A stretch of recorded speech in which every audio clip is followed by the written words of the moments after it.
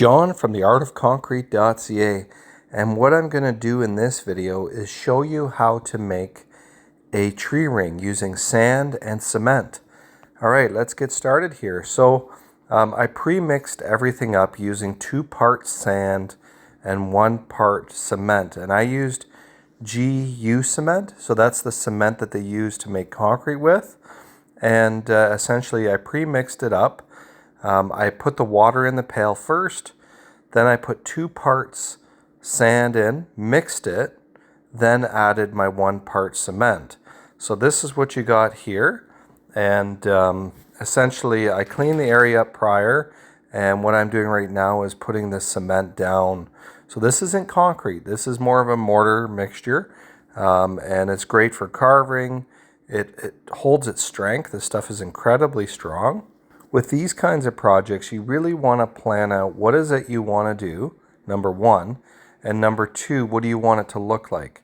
So before I got started, I wanted to make a circular tree ring, and I wanted it to be about 4 inches thick with a slate texture.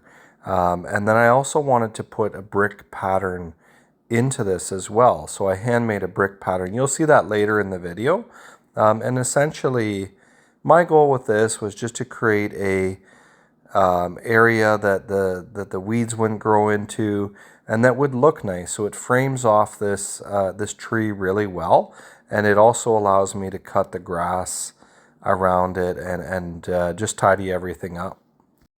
So what I started doing was placing the cement around the tree. So I started to think, okay, where does this circle go and how am I going to put it here? And I just started putting it out, just laying it scoop by scoop, basically getting a starting point in.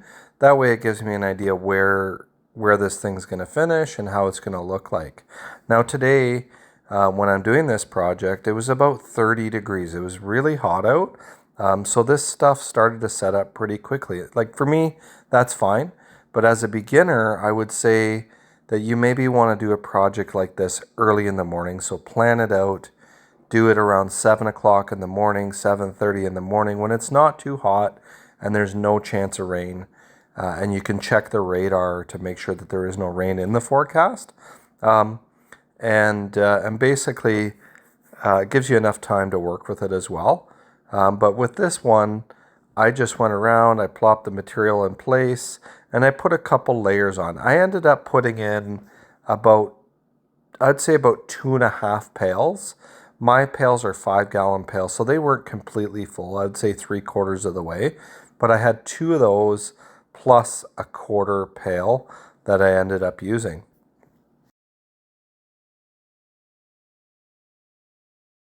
Now the really cool thing about this is it's fully customizable. You can see I'm going from just a cow patty of cement, and I'm able to shape it in any way that I want. So if you wanted to make it look like rock, or if you just maybe wanted a really light finish on it, you know, there's a lot you can do. There's just thousands of ways that you could possibly finish this stuff. And, you know, you could finish it in wood grain. You could cut in some designs in there just with the trowel itself. No stamping. You know, it's just so neat because you can customize it. So yeah, when you're doing something like this, especially these sort of cement sand mixes, they set up quite quickly. And I like to make sure my mixture is dry enough that I don't have to wait an hour to work with it. I can finish it pretty soon. And essentially, like, you can see me going around here. I put some down all the way around the tree, and then I started shaping it. I went back because I didn't want to put too much material down. That's the last thing you want to do, is have a ton of material down, then you got to chase it. The great thing with mixing individual batches, these 3/4 inch pails that I was mixing, is it allows me to stop. So you can see I stopped 3/4 of the way around, and I said, you know what, I'm just going to wait a couple of minutes. I'm going to go through this and start shaping this this concrete or mortar mixture so that it doesn't set up on me. And then I know I've got full control of the material so it doesn't end up taking off and you can't get it back. And the tool that I'm using here is just a margin trowel. And this is I found this is a great little tool for this kind of stuff. It's small and you can, maneuver it around pretty well. But the trick is just staying on top of it, getting the texture that you want, feeling that surface so you know what the height and the depth is like. That way you know what your finished product's going to be. So it's really just about working it around. That's the only way that you can get good at using this cement mix. Now I'm pretty new at using the cement mixtures, but I've done tons of concrete jobs, all kinds of different concrete projects. So this kind of just fell into my lap. I really wanted to start doing this carving and sculpturing using the sand and cement. So I started with some smaller projects. And previous to this, I did some steps, just some step faces. So I'll share a link to that video at the end of this video so you can check out what I did there.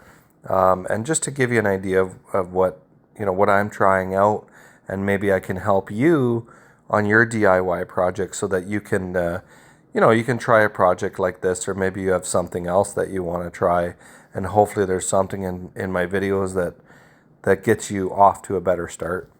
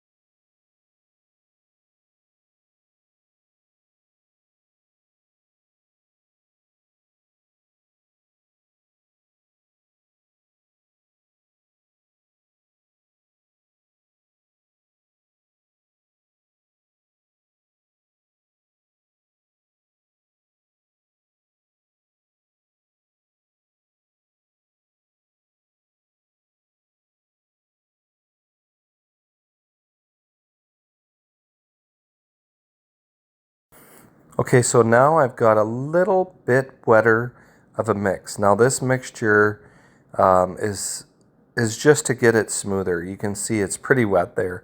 And essentially, I wanted to add a little bit of water so I could smoothen the surface out really well. I found the sand and cement mix is really nice to work with. It's a little bit different than concrete in terms of its texture and the moisture in it, but then it sets up differently. Like it's more moldable and you can shape it naturally. Not unlike concrete won't allow you to do that because of the stones, but this is sand and cement, so it's a fine mixture and it's very moldable. It's very, it's malleable, and but you really got to stay on top of it.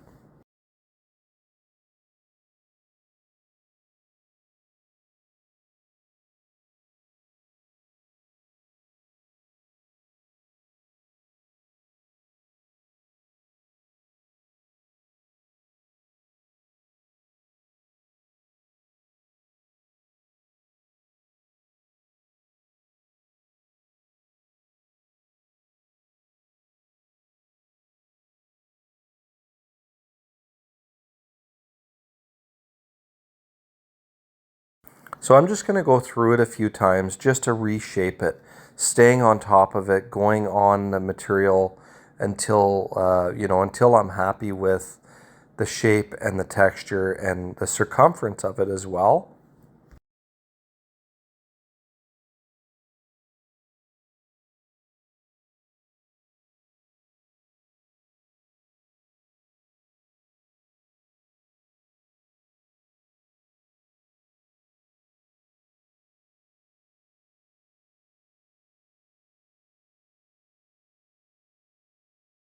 These kinds of projects would be great for side cash because you have little to no materials. The labor is really low because it's a one-person project, and there's literally millions of these trees all over cities in North America or anywhere in the world, which makes it ideal. You can just pull up in a truck right at the curb and get started, and within 20 minutes you've already poured this curb, and then maybe 10-15 minutes after you start finishing it, and the material sets up fast, so you don't have to wait around. Now, if I was to charge for something like this, I would say anywhere from about $500 to $600 to do one of these train rings like this, and that's in Canadian funds. And usually I would say it would probably take about an hour and a half to complete. So, based on that, I would say you make about $50 to $60 an hour. Yeah, this would be a great side gig to make cash. So you make about $300, $400 a day. If you do 3-4 of these a day, you're maybe $1,000 a day. So it's not too bad. I've never done that, but if you want, I can show you guys how it's done. Just go ahead and join my newsletter at theartofconcrete.ca.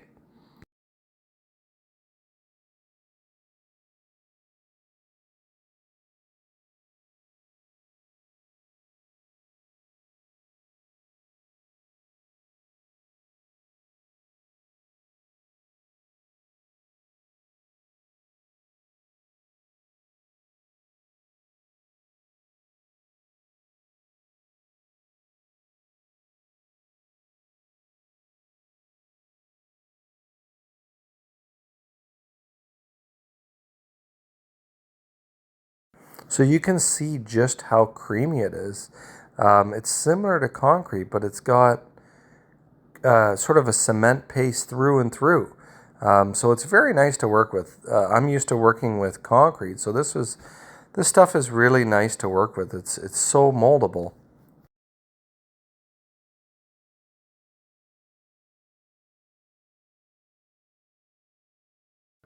Okay, and then what I do is I take a little pool trowel and I just want to smooth out all these corners. So I'm going to go all the way around this thing and just smooth out the edges of the tree ring so it's nice and smooth.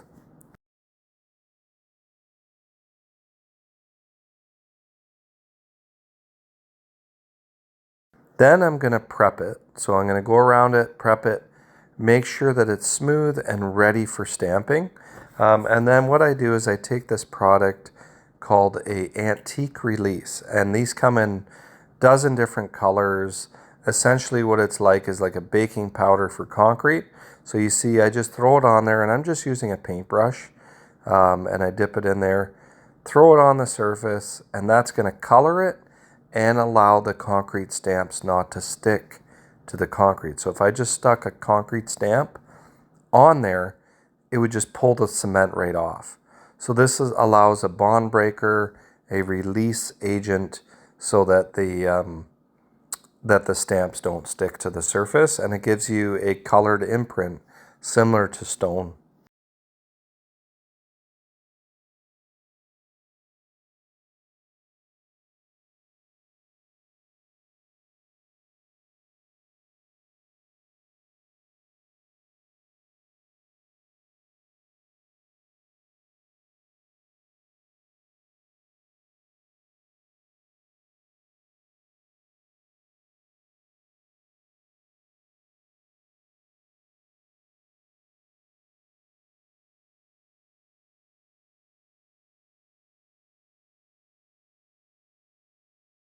Okay, so what I'm going to use is, it's called a Roman slate texture, and this is just an edge mat that I cut off years ago, and it's got sort of a slate texture to it, and I just go around and lightly touch up the surface, tamp it so that it gets that texture imprinted into the surface. And I just went around it about 2 or 3 times, covering every area of the stamp. This is something you can pick up at a local specialty construction store where concrete finishers go. You can also maybe mold and make your own as well. You can buy some clay and do that. But yeah, here's the end result. And what I'm going to do here is just take a magnesium float and just add a next texture to it. So this is just a stone finish, or I'm sorry, sort of a block finish. So I wanted to add this sort of line indentation into it just to make it look better, something I wanted to add to it. And it allows me to cut the area there for expansion as well. Thank you very much, guys, for watching. I really appreciate it. Now, if you aren't subscribed, we got a lot of people that are watching the videos and not subscribing. I appreciate you watching the videos, but please, please, please subscribe and let me know what you guys think. Like, comment, and subscribe. Thanks for watching.